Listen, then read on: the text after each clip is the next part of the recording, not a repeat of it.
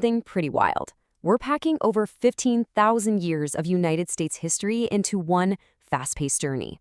We're going to explore exactly how a vast, untouched wilderness transformed, against all odds, into a modern global superpower.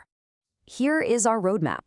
We've got 5 chapters: Discovery and Early Colonies, Revolution and a New Nation, Expansion and a Divided Nation, Industry and Global Wars, and finally, Civil Rights and Modern America. And we're going to anchor this whole journey around one incredibly complex pursuit: the American dream. Let's dive in. Chapter 1, Discovery and Early Colonies. We're starting with the very first inhabitants of the land and that massive transformative wave of European explorers that soon followed. Okay, let's look at the timeline. Picture this.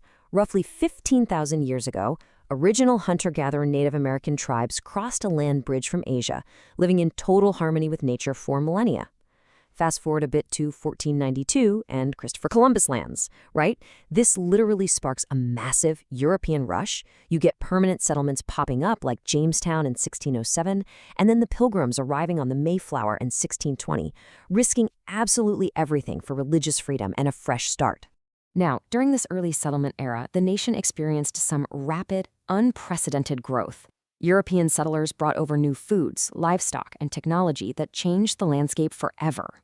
But we really have to pause and recognize the devastating cost of this progress. Native American tribes suffered unimaginable losses, entirely devastated by introduced diseases and violent land displacement. It was a tragic turning point. By the 1700s, the 13 original colonies were actually deeply divided by geography and economics. It was almost like 3 different worlds. Up in New England, the focus was forests, fishing, and small farms. The middle colonies, they acted as a diverse agricultural breadbasket. And down in the southern colonies, you had massive wealth generated from plantations growing tobacco and cotton. But, and this is a huge but, this southern economic boom was built entirely on the deeply tragic, cruel system of enslaved African labor. Moving on to Chapter 2, Revolution and a New Nation. Because as these colonies grew richer, their frustration with overseas rule absolutely hit a boiling point. No taxation without representation. You probably heard it, right? This single rallying cry basically encapsulates an entire revolution. Colonists were absolutely furious that King George III was imposing all these harsh taxes from across the ocean, while giving them exactly 0 voice in government. And that anger, it boiled over into acts of absolute defiance, like the famous Boston Tea Party. What happens next is the ultimate underdog story. You've got everyday farmers and shopkeepers taking on a massive empire. The American Revolution kicks off in 1775. Just a year later, they draft the bold Declaration of Independence. Fueled by this fierce belief in freedom and, let's be real, with some very crucial military help from France, these colonists pulled off a shocking victory at Yorktown in 1781. By 1783, Britain officially recognized U.S. independence. A new democratic nation was born. Chapter 3, Expansion and Divided Nation. With independence secured and George Washington sworn in as the first president, the new nation confidently looked westward. But, as we'll see, this rapid expansion was about to severely test its unity. Let's talk about the year 1803. President Thomas Jefferson orchestrates the Louisiana Purchase from France. This was an extraordinary, history-altering bargain that instantly, literally overnight, doubled the size of the United States. It opened up these vast, uncharted frontiers for exploration by pioneers like Lewis and Clark, who were mapping out rivers and mountains European settlers had never even seen before. And this whole westward expansion was driven by one powerful 19th century belief: manifest destiny. The idea that Americans were destined to expand and settle across the entire North American continent. It inspired thousands of hopeful families to pack up their covered wagons and seek out new opportunities. But again, this relentless push had a profoundly dark side.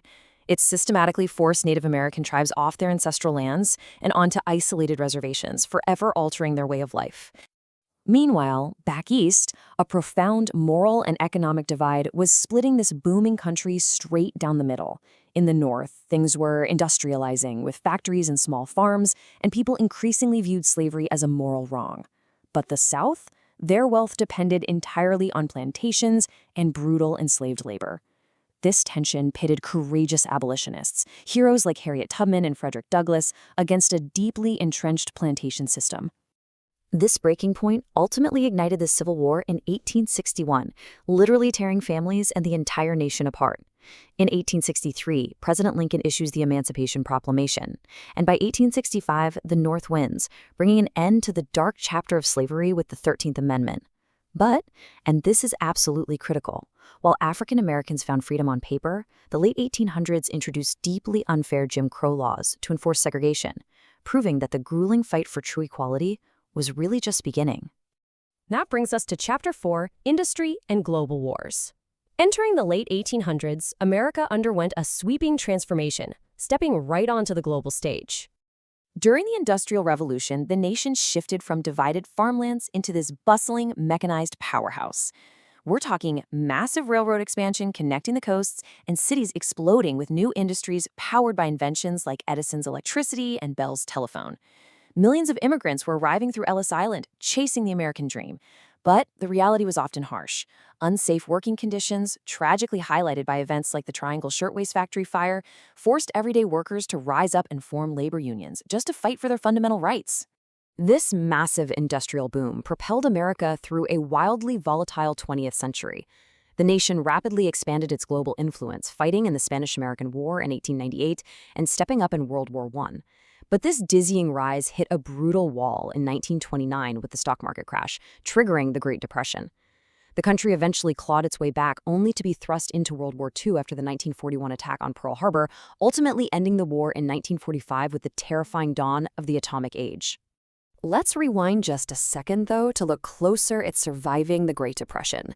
When the stock market collapsed and breadlines were stretching around city blocks, President Franklin D. Roosevelt's sweeping New Deal stepped in. He rolled out massive government jobs programs, literally putting people to work, building roads and schools. He established Social Security for the elderly and passed laws to help banks and farmers recover, systematically rebuilding the economy from the ground up. So following World War II, America emerges as an unmatched global superpower. But almost immediately, it enters a tense, decades-long stare-down known as the Cold War. It was the United States championing democracy and capitalism against the Soviet Union and communism. But instead of bullets, this war was fought with espionage, proxy battles, and a thrilling space race that ultimately put a human being on the moon. Finally, we reach Chapter 5, Civil Rights and Modern America.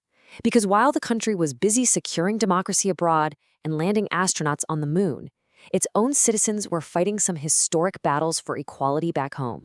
The mid-20th century saw the incredible, undeniable momentum of the civil rights movement. Think about it. 1954, Brown v. Board ends school segregation. 1955, the Montgomery bus boycott kicks off. This grassroots courage just kept building up to the massive 1963 March on Washington, where Martin Luther King Jr. delivered his iconic "I Have a Dream" speech. These relentless, peaceful protests successfully dismantled legal segregation, culminating in the landmark Civil Rights Act of 1964. Connecting that historic industrial boom to our modern era, we can see exactly why America remains so globally powerful today. We've got a massive technology-driven economy, an advanced global military, and huge worldwide cultural influence in movies and music. But honestly, its greatest strength is a highly diverse population of immigrants. It's this exact multicultural mix that really drives the global innovation we see today. Of course, it's not a perfect picture. Far from it. Modern America continues to face very significant challenges. We see ongoing fights against racism and income inequality, an incredibly expensive healthcare system, sharp political tension, and the pressing need for clean energy solutions. It just goes to show that the pursuit of a perfect union isn't a finished task. It's an ongoing, highly debated process that requires a whole lot of resilience. So what's the crucial takeaway from this whole explainer? It's that the absolute bedrock of the nation is the American dream. The enduring belief that anyone, no matter where they come from, can achieve success in America through hard work and determination. It's a resilient hope that continues to draw immigrants and inspire incredible innovation, despite the nation's historical and present-day flaws. History clearly shows us that immense struggles inevitably lead to profound growth. So we'll leave you with one final thought. The story of America is still being written right now. As new challenges arise in technology, equality, and the environment, how will the next generation rewrite the American dream? Thank you for joining me on this incredible journey through the history of the United States.